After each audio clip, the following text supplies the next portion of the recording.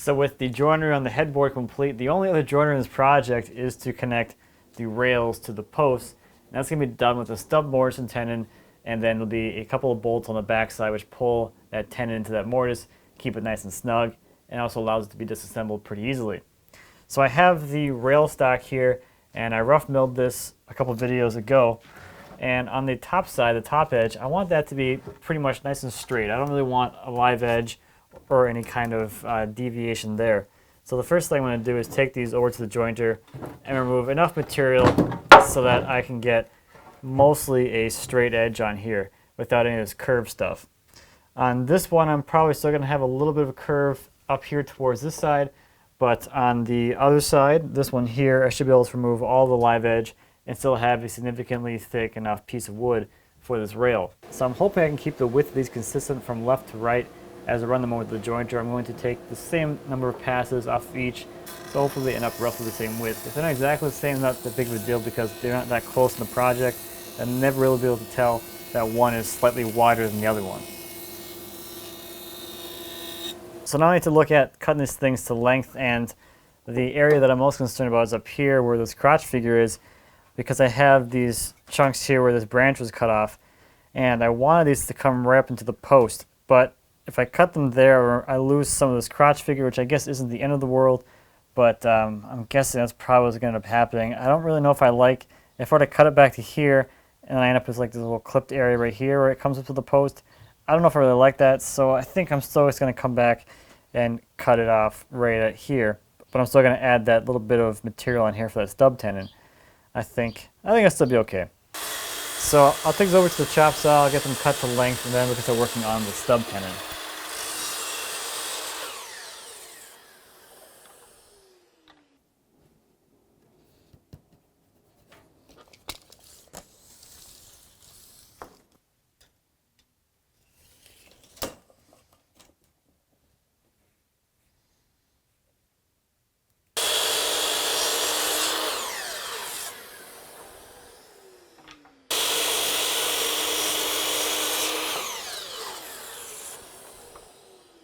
So I cut these stub tenons on the end of these long rails. I'll be pretty interested to do this at the table saw, so I'm going to do it pretty much, well, the cleanup or the finessing is going to be by hand, and then the majority of the waste is going to be removed with a router and an edge guide and a spiral bit. So the first thing I'm going to do is lay out the shoulder line onto the boards with a square. I'll wrap the shoulder line on these three sides here, and that'll give me the exact line for those shoulders. The router can then be used with the edge guide to remove the bulk of the waste, staying a little bit away from the line, and then I can chop back to the line with the chisel, clean it up perfectly, and I'll have a nice consistent shoulder line all the way around. And then the only thing left to do is to kind of blend in that bottom area, which would be pretty easy to do with the chisel or saw or something.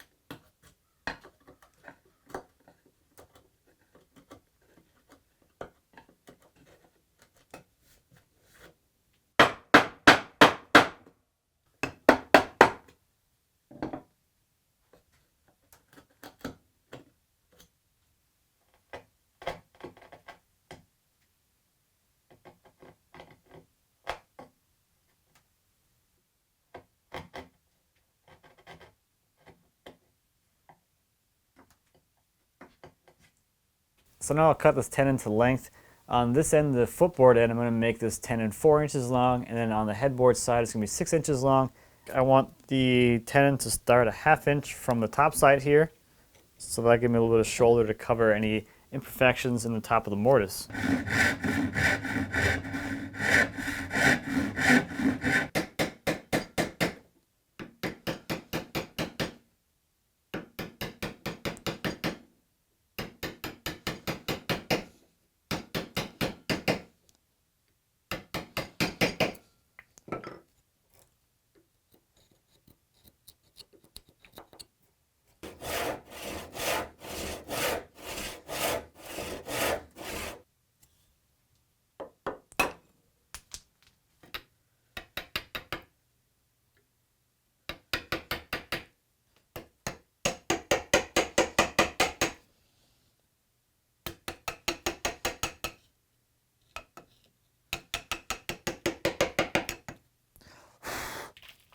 So now I can start laying out the mortises.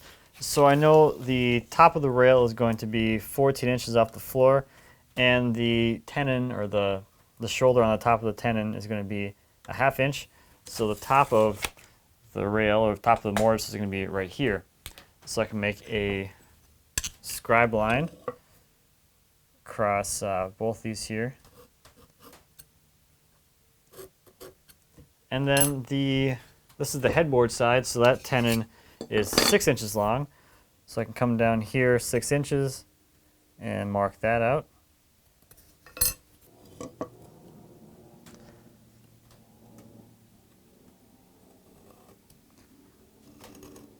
So those are the top and bottoms of my mortise. And to figure out the offset in, I want the rail to start 1 inch in. The shoulder is 5/16 of an inch deep. So if I set another combination square to 1 inch and 5/16, like that, and make a mark, this will be the edge of the mortise. And that's all the layout that I need. And then I'll come in with a router with an edge guide, and I'll start on the line side, and I'll keep working out away from it till I get to the width that the tenon fits into, which is going to be around 7/8 of an inch. Now the footboard is going to be laid out exactly the same way. The only difference there is the tenon is only going to be 4 inches long instead of being 6 inches long, but it's laid out the same way, starting from the top side of the tenon and going down 4 inches from there.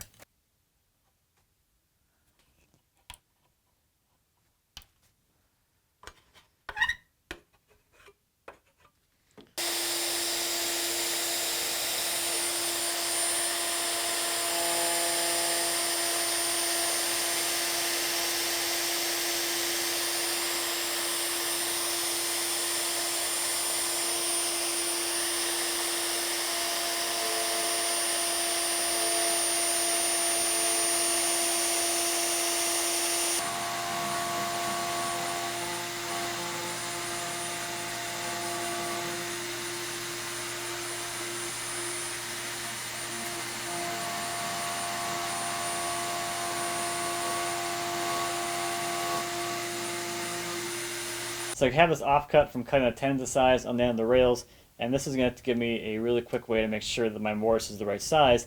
So I'll have to go grab this, the long, however long these things are, 6.5 foot long rails, and try and fit them in here. I have this little piece here, makes it pretty easy, so I can actually use this to make myself a mark for setting up my fence for the next cut to make this mortise to full width. So I can make a little mark there, and I can set my router bit to that point and make the next cut. So I got my test block. I can see if this is going to fit, and it is too tight, so I need to move my fence over a little bit.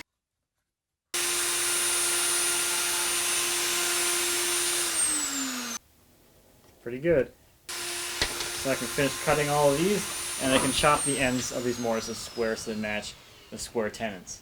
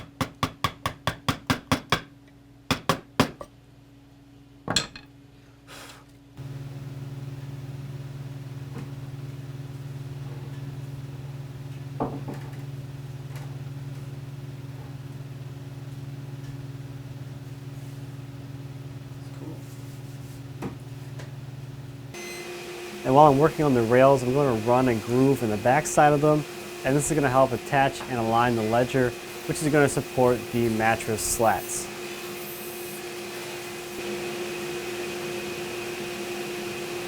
So the stub tenons on the ends of the rails are all ready to go. So now I can take apart the head and footboard and get the post ready for all the work I have to do on those.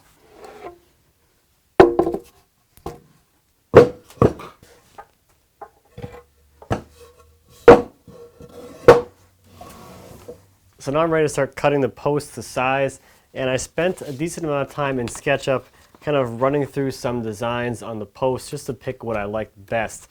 And what I've decided to do is to cut the posts so that they extend just a little bit above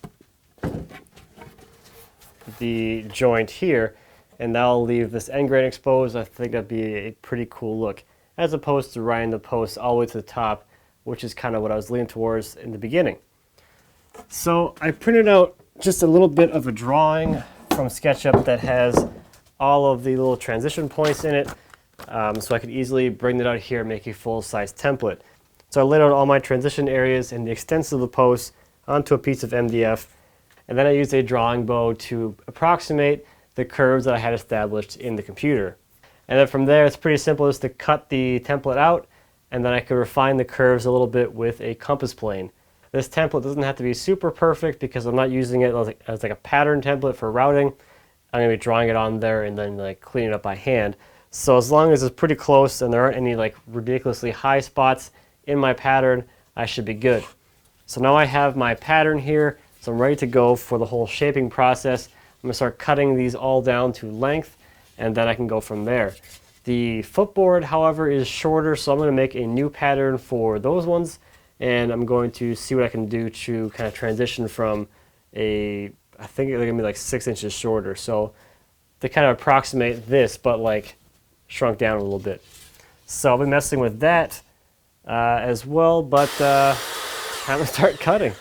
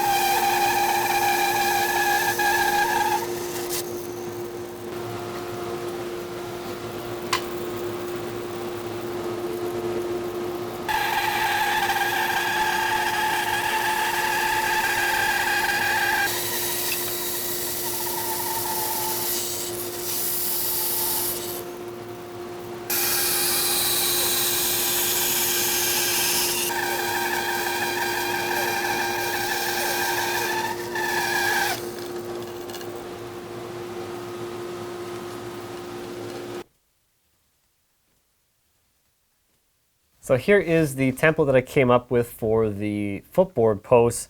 So I took the headboard posts template and just kind of shrunk everything down a little bit. And the proportions I used on this was I had to get this thing 6 inches shorter to be the footboard. So I pulled a few inches out of here. I pulled 2 inches out of the center area. So now the center area is 3 inches long. And then I pulled 3 inches out of this section here to make this.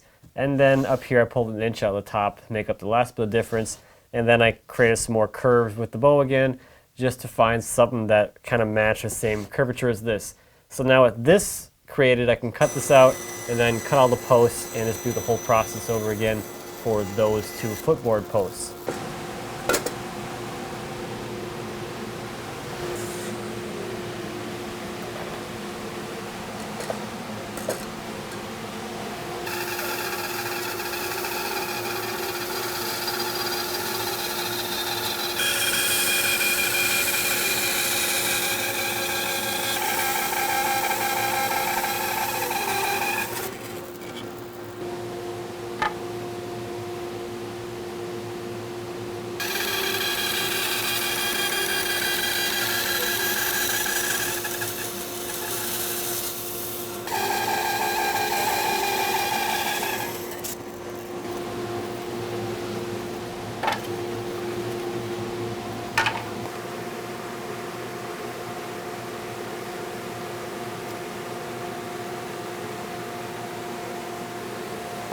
So next I'm going to start working on getting the live edges cleaned up, and I already did some experimenting on the rails, or this is one rail here.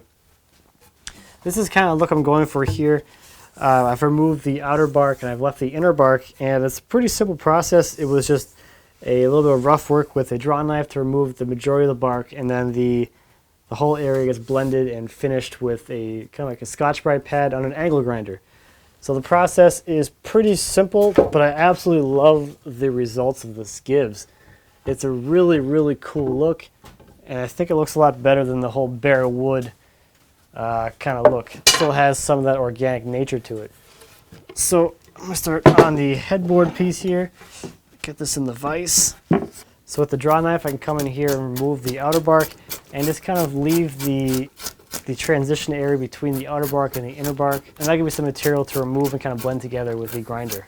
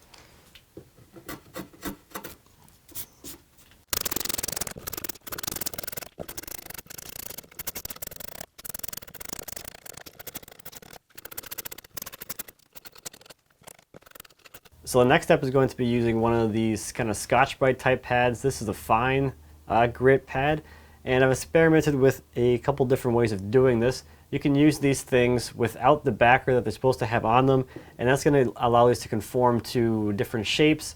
The issue with that in this situation is I'm trying to blend all the facets and imperfections from the draw knife together to kind of give a nice uniform surface. So this would just follow those imperfections, and it does cause the pads to wear out faster, but it's just something worth noting if you're trying to sand something that's got some, it's already like profile, doesn't need any more work done to it. Otherwise, the backer pad kind of keeps things nice and flat, and the issue here though is you have to keep this thing moving, or else this will introduce its own facets if you stop moving. So it's not that hard to use, just kind of keep moving the tool around, kind of rolling it through. In my case, as I'm trying to profile a curved surface. This one works out pretty well, and even though these are fine grit pads, they do chew through material pretty quickly, so that's why I left a little more material on the surface so I can kind of have some buffer there to grind through to create this finished surface. So the surface finish off the grinder is a little coarse, it's a little rough, so I can just go over it with some hand sanding just to smooth things out and further refine the surface. And just to give you an idea of how this would look with finish on it, here's some mineral spirits going on.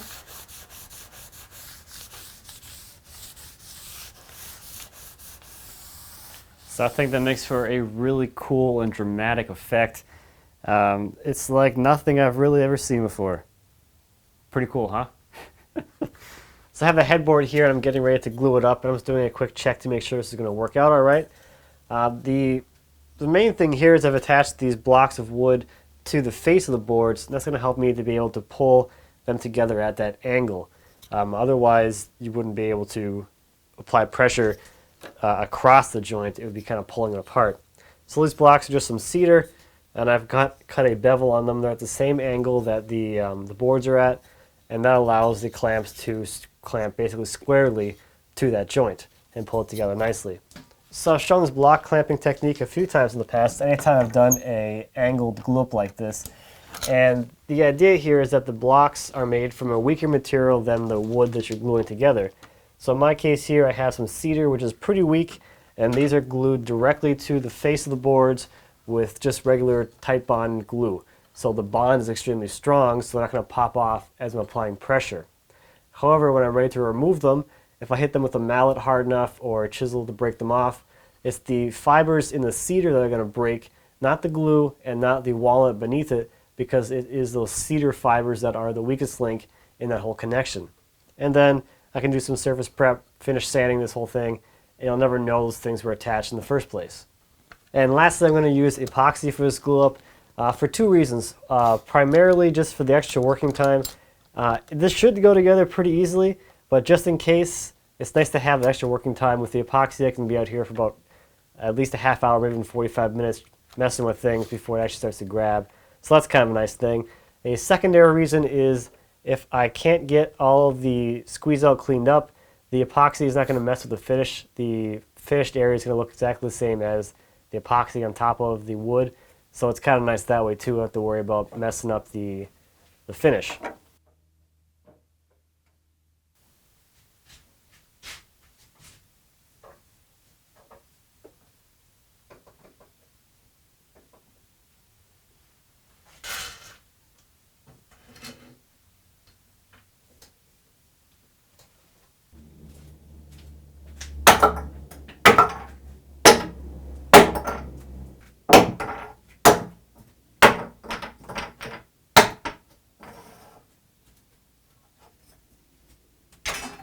So here we go. Here is the bed all roughly assembled, and this is like the first time I'm actually able to see this thing like at the perspective that it would be at when it's assembled and like in use. Because before with like this, the headboard up on the bench kind of gives you a weird perspective of like your viewing angle. But looking at it now as you're like looking down upon it all, this is really cool, and I'm really excited about the way this thing is coming together. So that's going to do it for this one. Next time we'll get into some surface prep or finish prep, do all of the finish. I'm going to be pre-finishing the headboard, walnut, and then the posts separately, and then assembling them. It'll be a little bit easier to do it that way. And we'll do that final assembly. We'll do the mattress support, and then it should be all done, I think.